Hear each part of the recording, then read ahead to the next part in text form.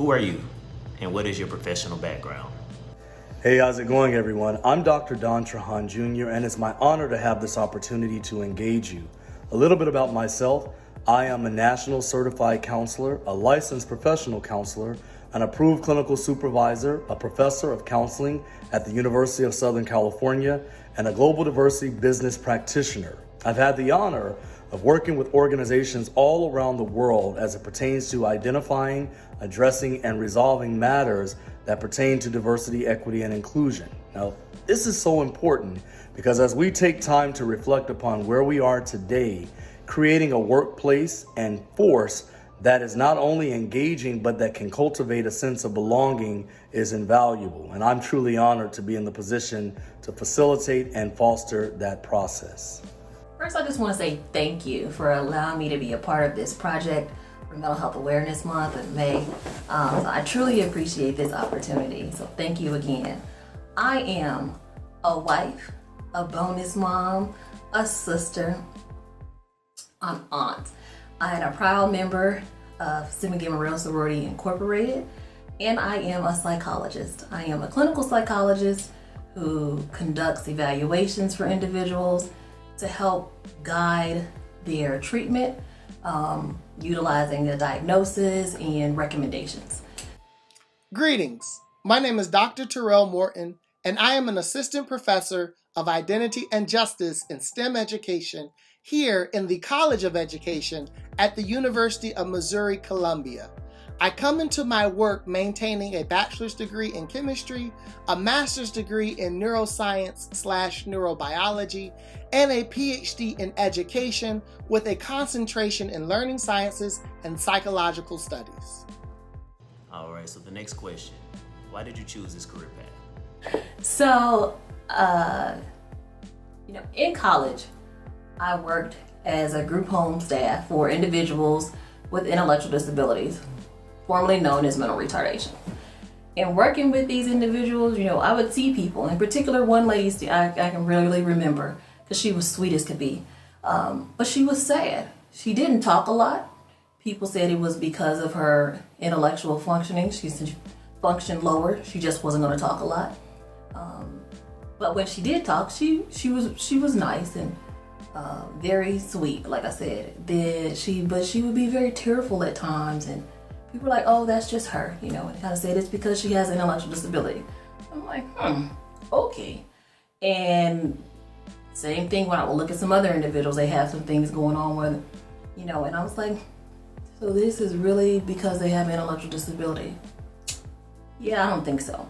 So, as I really paid more attention to begin to realize these were signs and symptoms of mental health diagnoses like depression, anxiety, bipolar disorder. So, and I was like, these people, they're human and they want to live a quality, meaningful life just like the next person. So, it fueled my passion to go into the field of psychology. So here I am today. As an assistant professor or someone who works as faculty in the College of Education, I came into this work because initially growing up, I always knew that I wanted to be a doctor, as I understood doctors as being someone who would help and heal their community. Being raised by civil servants, a pastor, an educator as my grandparents, an educator from my mother, and having strong educational ties on my father's side, I always knew that I was going to be committed to a life of service and to a life of uplift for my community. And as I continued on in my educational journey, I began to understand that there were so many different ways that I could make a lasting impact on my community beyond just being a medical doctor. And so in obtaining a PhD and doing research on identity as it relates to students' persistence and engagement in post-secondary STEM spaces, with a focus on studying Black students, particularly Black women in STEM, I'm able to ask critical questions about the learning environment and/or educational systems and structures, and how they can negatively or detrimentally impact Black existence or Black well-being, given structural racism and systems of oppression that plague our external environment and attempt to regulate how we understand who we are as people and the ways in which we may obtain success given what is communicated to us. And so in this path, I can help make changes to broader narratives regarding how we understand Blackness within education or Blackness within society, but I can also mentor and help scaffold and build up that next generation of brilliant young minds that are coming into our collegiate spaces, eager, willing, and hungry to make changes in the world that we live in through a variety of different disciplines and or endeavors. And so I chose this career of faculty because I can do research, I can use my voice to drive change, and I can be that mentor or that role model or that support system for those who are seeking to better and or enhance themselves in meaningful ways. So you may be wondering, how do you become a global diversity business practitioner, a clinician, a professor, as well as just a person who's able to create their own path? Well, I'm so glad that you asked, because I'm going to tell you. I've had a really unique career thus far where I've been able to really put people first. I have a passion for understanding the unique perspectives, the unique needs, desires, and way in which people operate and navigate within the world. That has allowed me as a business practitioner to meet the needs of organizations in order to cultivate belonging. As a clinician, it has allowed me to understand the unique needs from a mental health perspective in order to create wellness. And then as a professor, it has allowed me to meet my students where they are in order to cultivate the best learning experience that I possibly can so that they leave energized, inspired, and ready to address their respective industries across the different disciplines that I've been honored to work within. So combining all of the love that I have as a professional into this unique interconnected package is how you are able to do all of these things. Each complement each other, and it's something that I'm so honored and rewarded to be able to do every day. All right, Dr. Morton, describe some of the research projects that you've been involved with. So some of the research that I have been involved in ask very specific questions about what does it mean to be Black, or what does it mean to be a Black woman studying science, technology, engineering, and or mathematics in college. And what I mean by what does it mean is, how are people who inhabit Black bodies or who inhabit Black women's bodies making sense of the external messages that are being communicated to them about how a Black person should think, how a Black person should act, and how a Black person should present themselves within these different spaces. And so I'm asking them to tell me what it is that they are actually experiencing. How are they making sense of those experiences? And what are those key indicators that help them make sense of those experiences? So that as educators and as activists, we can begin to dismantle oppressive structures, and we can begin to disrupt deficit-oriented and negative stereotypes about what it means to be Black or what it means to be a Black woman.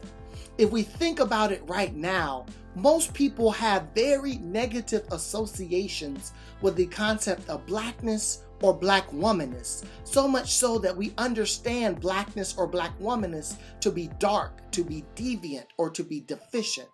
My research hopes to change those narratives so that we can see the power, so that we can see the beauty, and so that we can see the boldness that comes with being Black or being a Black woman, and then leveraging that power, that beauty, and boldness to recreate societal structures in ways that empower and enhance and embrace Black people rather than attempt to control and regulate and deject or reject Black ways of knowing, doing, being, or existing within this world. Okay. Dr. Miles, what are your strengths as well as weaknesses when working with minorities? Let's actually start out with a challenge. And I would say a challenge that I encounter as a testing psychologist is the limited number of tools that are available when I'm working with racial minorities. And when I say the limited number of tools, it is the development of these tools. They typically do not have a large number of racial minorities included in the sample when they're developing the tool. So as a result, what you often would get is people being diagnosed, especially if it's someone who just takes that assessment and uses that only to make a diagnosis, which, you will have them use that measure and they will say, oh, they have a specific personality disorder, or oh, they have an intellectual disability, and what happens is all the things about a person, their cultural background, that includes their upbringing, their religion, their education, the quality of the education they receive, all those things are missed, right? And so when you miss that, that's when you end up with when you miss that, you end up with this skew, right? But the great thing, with my experience in working and engaging with people from racially diverse groups, I have learned about the differences and what makes each individual unique. And so when I look for an assessment to use, I think about this person, where they grew up, what type of education they received, all those things. I'm able to look at that, helps guide me which assessment to use, as well as helps guide me when it comes to establishing a diagnosis or making recommendations to help them with their overall mental health and quality of life. All right, Dr. Trahan, what do you consider to be the leading causes of mental health issues today? When I reflect on where we are today, I believe one of the most critical elements that we must pay attention to as it pertains to mental health is stress. You heard me correctly, stress. We are confronted with some of the most uncertain times that we are navigating in today's society that has created elevated levels of stress, unrest, tension, and the inability to know what tomorrow may hold. As a result, it has created elevated levels of stress. It has caused us to be unstable. It has positioned us not to be able to navigate with ease. When I reflect on 2020 and now 2021, COVID-19, this global pandemic, has created elevated levels of stress. The movement for Black Lives Matter over the last several years has created elevated levels of stress, racial battle fatigue, this sensation that many people don't even know how to articulate, but it happens because of their interactions with police or lack thereof, but the thought of what it may lead to because of stress. So when I think about where we are and I think about what's necessary and the unique interconnection that stress has on our physical well-being and just our ability to just be, to navigate, to show up, Stress is so important that we're able to understand it. And so I am going to challenge each of you who are listening to this, not to only think of mental health in regards to the more what I call exaggerated levels, such as bipolar or schizophrenia, which are the more well-known diagnosable areas, even depression, but stress. Day-to-day stress. It can hold the exact same, if not worse, impact on us that those disorders that were aforementioned can. So my challenge to each of you as you continue to move forward and we are recognizing the needs of mental health is to understand the significance that stress can have on your well-being. Okay, so this next question.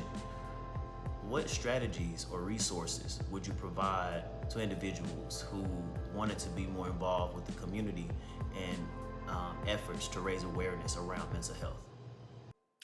So as a professor, not only in my research do I hear about the social, emotional, and psychological traumas and challenges that Black students face on a daily basis, but I also witness it when I think about the students that I'm serving in my classroom spaces or when I'm just sort of navigating the college campus.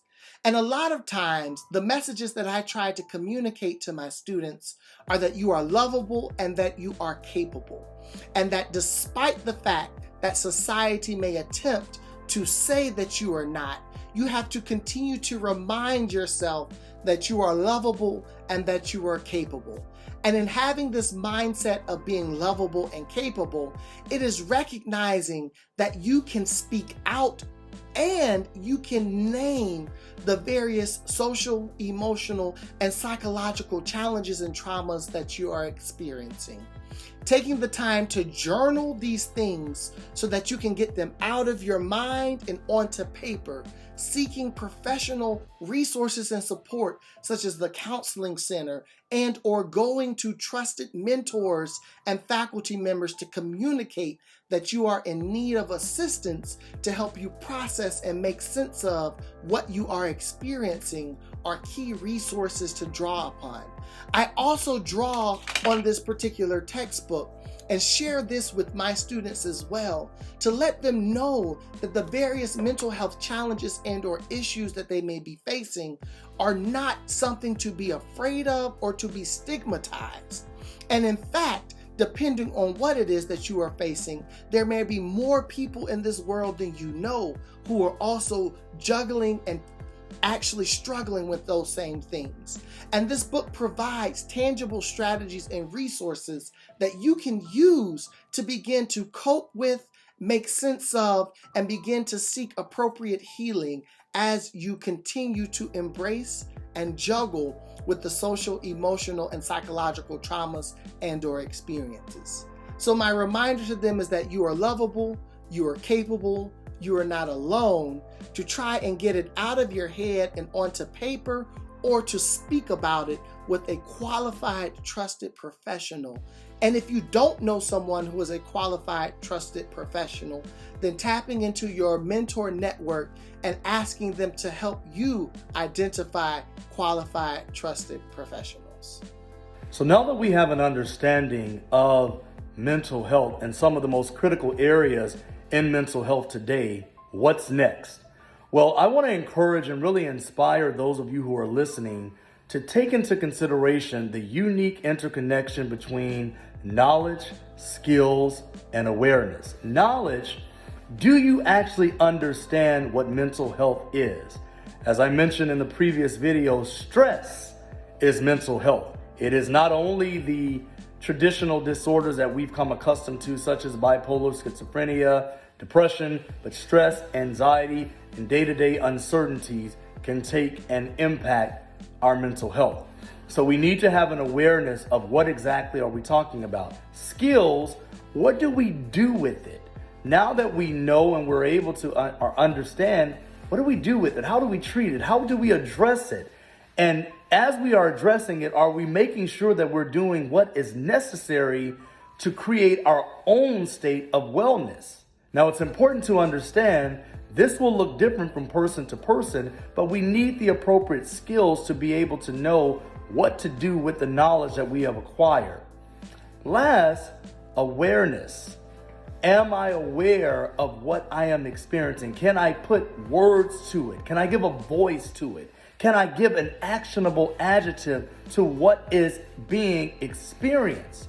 Your ability to do that and the awareness of knowing and having the skills to advance your own well-being can be critical. But you've got to recognize and be aware of what you're experiencing, why you're experiencing it. Am I feeling different? Am I in a mood that I quite don't know what it is, but I know something's happening? You have to be aware of it. We must abandon this idea that, well, that's just the way things are, and we normalize it. It's not normal to accept that we have to experience racial battle fatigue. It's not normal to expect that at any given moment our lives may come to an end because of someone's stereotypical or explicit behavior or because of unknowns that they have. It's not normal to accept that life has to be a particular way. But we have to have an awareness of what's happening. We have to realize when there have been shifts. We have to understand that there is and can be another opportunity for us to excel. Knowledge, skills, and awareness is so vital. And upon understanding it, it gives us the ability to put into place action for change. So once again, what can we do next? Have the knowledge, have the skills, have the awareness in order to execute and articulate the necessary action to return to a state of wellness as defined by you. This is my challenge to each of you, and I truly believe that if we are able to use the unique interconnection of knowledge, skills, and awareness, we can take control of our mental health. What we're doing right here today, this is a perfect way. Using social media platforms to educate people and bring attention to mental health awareness, mental health care, the care that we need to provide for one another or ourselves when it comes to mental health. This is a perfect platform. Then you have tools or resources actually, that you can use as far as whether it's a therapist in the community, a social worker, somebody in the mental health field, where a church could actually reach out to them and ask like, hey, could you come and provide a workshop to our members or a panel just to talk about mental health, what it is or what does it mean to take care of myself? That's a perfect way. Another way is to go out and look at the resources that are available, legitimate resources such as mentalhealth.gov, the National Alliance on Mental Illness. They have information about mental health diagnoses, how to take care of yourself, how to recognize signs, how to support a loved one or a friend who may have a mental health diagnosis. They are just perfect resources that can be used, and you can go out and talk about that and even post about it on social media or YouTube or wherever platform you choose.